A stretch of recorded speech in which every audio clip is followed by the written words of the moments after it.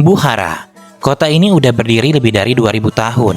Dulu jadi tempat singgah para pedagang jalur sutra. Sekarang jadi tempatku untuk makan plov 2 kali dalam sehari. Tapi jangan salah, di balik arsitektur tua dan menara kuno, kota ini pernah jadi pusat ilmu pengetahuan dan agama Islam. Bahkan Imam Bukhari berasal dari sini. Dan apa yang membuat malam di Bukhara terasa seperti masuk dunia lain? Tahan dulu karena cerita ini jauh dari yang kamu bayangkan.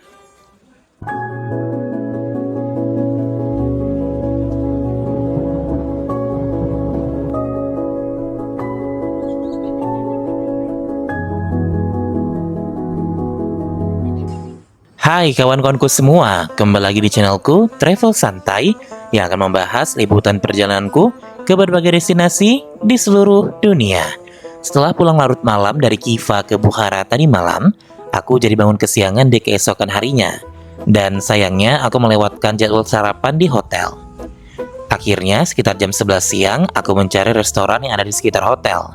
Dan untung aja aku menemukan sebuah restoran lokal yang menjual makanan khas Uzbekistan, yaitu plov, atau beberapa orang menyebutnya dengan pilav. Hidangan ini merupakan menu makan siang wajib orang Uzbekistan. Hidangan pilav ini umumnya bisa ditemukan saat jam makan siang saja.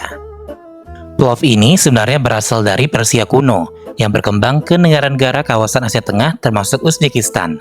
Plov merupakan hidangan makanan dari beras yang ditumis bersama rempah-rempah di dalam minyak samin, hingga warnanya berubah menjadi kekuningan, dan ditanak dengan air kaldu. Umumnya, plov dimasak memakai sayuran bercampur daging, makanan laut, atau hanya sayuran saja. Nah, jadi sekarang ini tadi saya pesan makan siang dengan pilav, yaitu makanan khas Uzbekistan. Untungnya tadi tuh lokasi restorannya ada di tepat sebelah hotel saya nginap, di sebelahnya Mercure Bukhara Old Town, dan jadinya tinggal jalan kaki aja langsung dapat pilavnya. Harganya murah, cuma 20.000 som. Udah dapat pilavnya, kemudian juga dapat teh, lalu juga ada dapat roti dan acar. Nah, sekarang saya jalan kaki nih untuk menuju ke kota tuanya Bukhara, di mana banyak lokasi bangunan penting peninggalan pada era perdagangan jalur sutra dulu. Jadi pantengin terus video akhir, nanti saya akan tunjukin gimana sih tampilan dari kota tua Bukhara.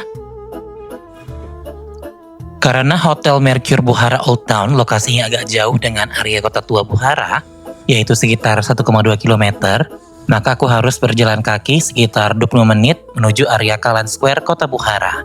Jadi sepanjang jalan menuju ke Kalan Square, aku selalu mengikuti jalan dengan gang-gang sempit di area pemukiman padat penduduk. Area ini terlihat sangat lokal tanpa polesan modernisasi. Bangunan di sini pun umumnya menggunakan batu bata tanpa ada dicat dengan warna-warna yang cerah, yang mencerminkan Bukhara sebagai kota kuno berusia ribuan tahun. Dan hanya beberapa langkah lagi, aku akan tiba di area kota tua Kalan Square. Dan dari kejauhan sudah terlihat kubah Toki Zargaron yang nanti juga akan kukunjungi. Seperti yang udah aku sampaikan di part lalu, jika Tashkent identik dengan kota besar yang modern, maka Bukhara identik sebagai kota kuno yang religius dengan nuansa madrasah dan minaret masjid.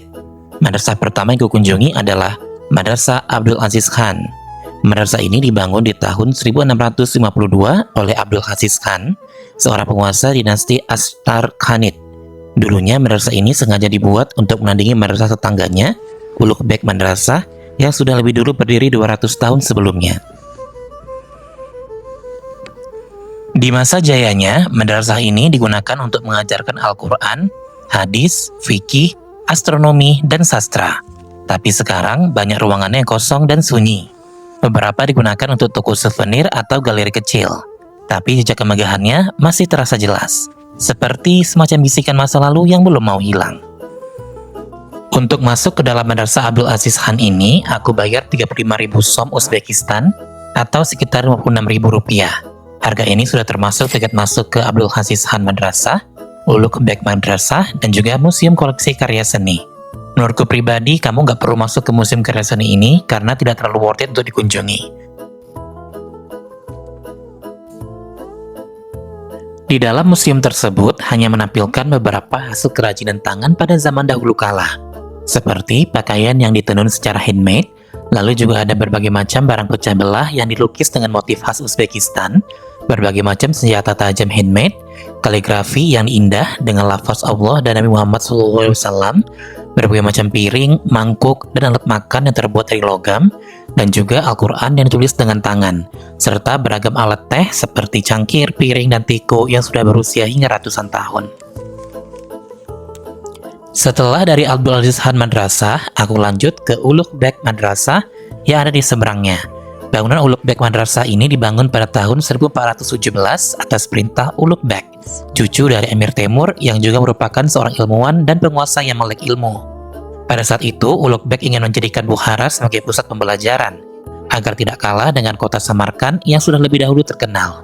Ulugh Beg bukan hanya raja, tapi juga seorang astronom yang ulung. Makanya arsitektur madrasah ini dihiasi dengan motif bintang dan geometris yang mencerminkan kecintaannya dengan ilmu langit. Madrasah ini memiliki 2 lantai dengan 80 kamar siswa serta ruang belajar di setiap sudut halaman. Inilah yang menjadi desain standar bagi madrasah-madrasah Islam di Asia Tengah setelahnya.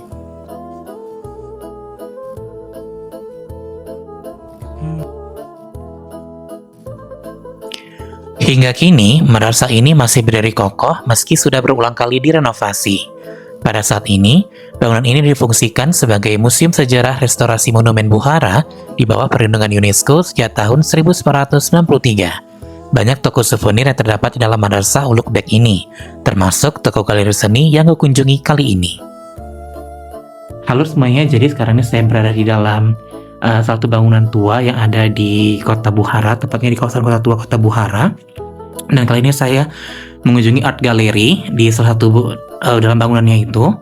Jadi itu masuk bangunan itu kita harus bayar sekitar 15.000 som atau sekitar 18.000 rupiah. Dan inilah art gallery tempat saya membeli lukisan ya. Dan ini penjualnya nih. What's your name? Abu Bakar. Abu Bakar. Yes. How old are you, Abu Bakar? 13. 13 years old. So why don't you go to school today? Today holiday. Today is holiday. Yes. Really? Yes. Because I saw many students in the street. For me holiday. So, what's your impression about selling paintings in Bukhara? This is brother world. Oh, this is your brother's work. Yes. Okay. So, how can you speak English well? Because you are still young, right? Yes. For How can you speak English well? I'm for the tourist speak English. Oh, so you also learn English at school? In school and for tourists. I speak Italian and Spanish little. In French and Tajik, Russian. Yeah. So, I am the second person to buy your paintings today. Yeah. So, how much money did you earn for today's selling? Today, all money For me, 300,000. for you 300,000. For Japanese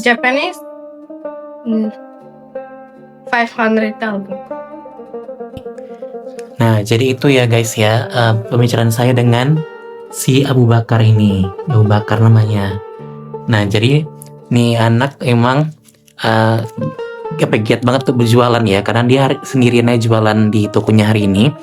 Sebab tuh abangnya lagi liburan, jadi dia gantiin posisi abangnya jualan di toko ini. Dia jualan ini loh, berbagai macam hiasan dinding, lukisan, dan juga ada catur yang dibuat handmade, ada pensil, ada miniatur menara kailan minaret dan sebagainya.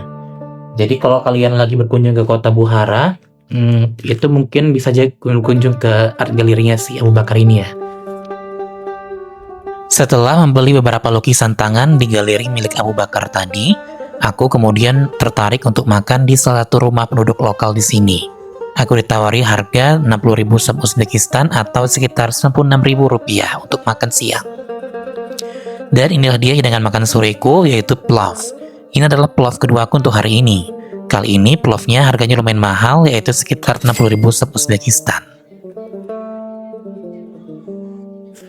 Nah, jadi ini adalah plof kedua saya hari ini. Jadi makan siang saya di jam 3 siang. Dan inilah plof kedua. Jadi tampilan plof itu sama dengan plof yang saya makan tadi pagi jam 11-an tadi. Nah, tapi ini saya makannya di rumah penduduk lokal. Nah, harganya 60.000. Dan ini dikasih paket kayak ada candy atau permen, kemudian ada juga kacang aprikot, kasih teh, lalu juga ada acar atau salad, dan juga ada roti. Ini roti nan khas Asia Tengah ya. Dan mari kita coba gimana sih rasa puffnya. Nah, jadi puff itu campuran nasi dengan ada sayur-sayuran, ada kismis, dimasak di wadah yang berminyak gitu.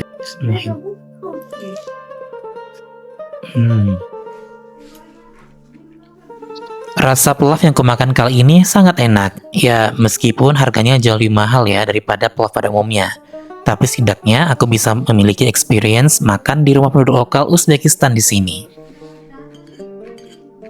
Setelah selesai makan siang dengan puff di rumah penduduk lokal, aku melanjutkan jalan kaki menyusuri rumah-rumah di kawasan padat penduduk di dekat Kalan Square. Sebenarnya aku merasa agak ragu untuk makan puff 2 kali dalam sehari kali ini. Tapi aku ingin menikmati hidup seperti orang lokal. Jadi sepanjang perjalanan ke Kalan Square, suasana kuno kota Bukhara benar-benar sangat terasa. Seperti berjalan di kota kuno yang belum tersentuh modernisasi. Apalagi rumah-rumah di sini dibangun dengan batu bata yang belum dicat.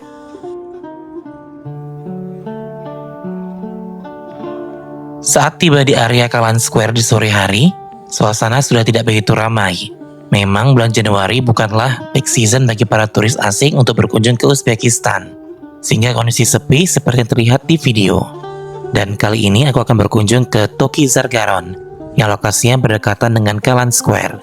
Toki Zargaron ini merupakan salah satu bazar tertua dan paling ikonik di kota Bukhara. Nama Zargaron berasal dari bahasa Persia, yang artinya para pengrajin emas. Dan memang dulunya tempat ini adalah tempat penjualan perhiasan emas paling bergengsi di kawasan Asia Tengah.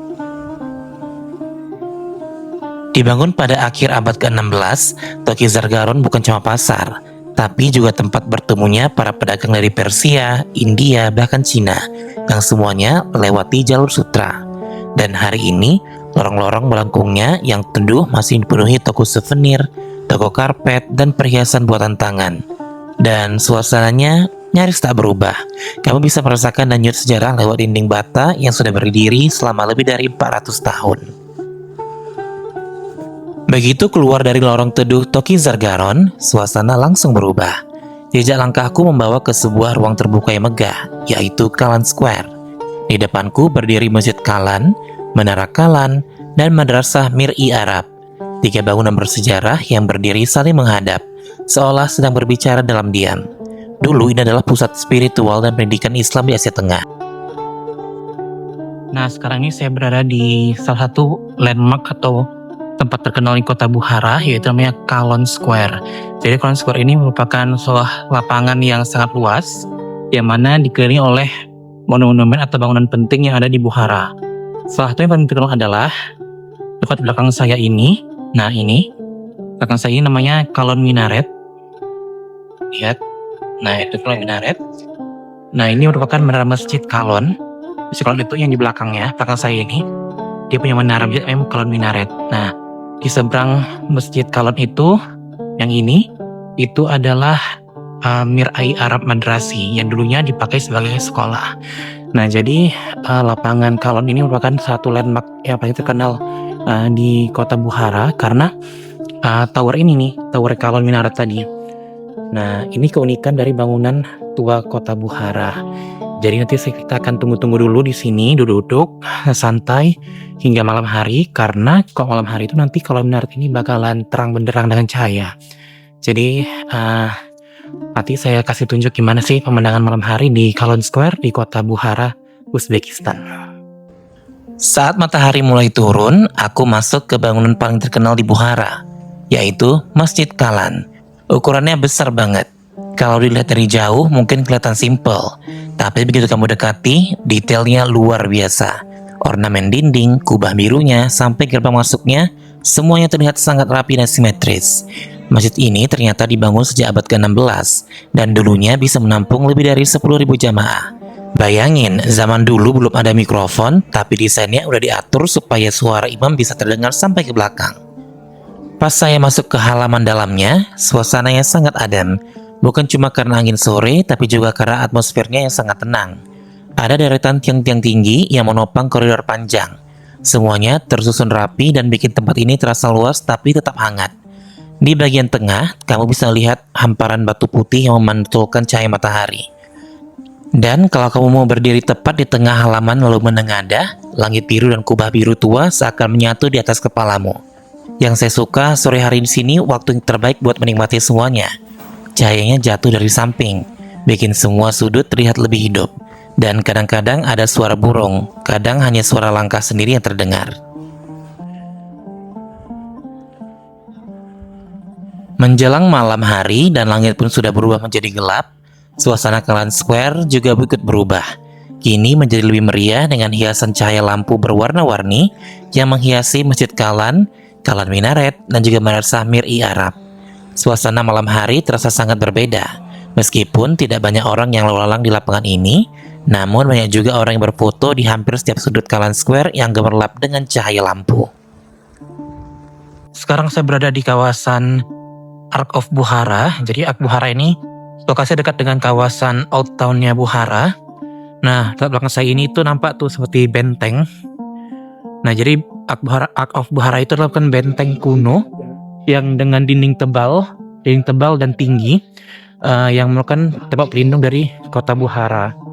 Dan lokasi dari kota tuanya itu, ini kan Ark Bukhara. Kota tuanya itu di sana. Di sana lihat ada tower Kalan Minaret. Nah, itu lokasinya seberangan. Jadi nggak pala jauh. Jadi kita bisa jalan kaki dari kawasan kota tua Bukhara ke kawasan Ark of Bukhara. Jadi lihat aja apa aja sih yang ada di Ark of Bukhara. Karena saya kok malam ini tutup sih sebenarnya. Tapi kita foto-foto aja dulu di kawasan sekitarnya. Di sini banyak terdapat kafe-kafe. Lalu juga banyak terdapat tempat nongkrong anak-anak muda kota Bukhara ya. Malamku kali ini kuhabiskan di depan bangunan megah Ark of Bukhara yang lokasinya berdekatan dengan Kalan Square. Namun sayangnya Ark of Bukhara tutup di malam hari. Jadi aku hanya mengabadikan foto dari luar saja. Dan pantengin terus lanjutan video perjalananku di Uzbekistan berikutnya di kota Bukhara. Dan juga aku akan naik kereta api cepat Uzbekistan yaitu Afrosiab menuju kota Samarkand. Akhir kata, terima kasih menonton. Dan jangan lupa tetap dukung channelku ini agar lebih berkembang ke depannya. Dengan cara klik tombol subscribe, like, dan berikan komentarnya juga ya. Terima kasih.